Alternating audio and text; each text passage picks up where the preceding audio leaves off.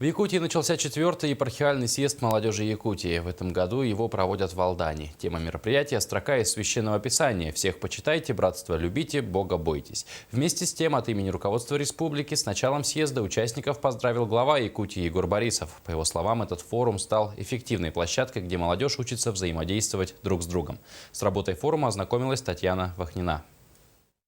Приложиться к образу с частицей мощей равноапостольного князя Владимира смогли прихожане Алданского храма святых новомучеников и исповедников российских. Принесение иконы князя ознаменовало знаковое событие. В Алдане начал работу 4-й епархиальный съезд молодежи республики. Во Дворце культуры состоялось торжественное открытие съезда.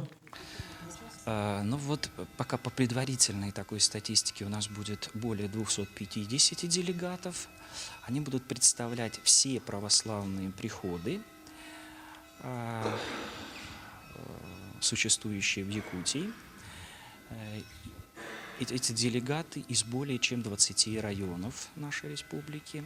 Работа съезда будет проходить на нескольких социальных площадках, охватывая печали и заботы всех категорий населения. Участники епархиального съезда посетят детские и школьные учреждения, побывают в реабилитационном центре для несовершеннолетних и доме-интернате для престарелых. Также запланированы встречи с ветеранами, инвалидами и многодетными семьями. Венцом молодежного форума станет разработка социальных проектов от каждой группы делегатов.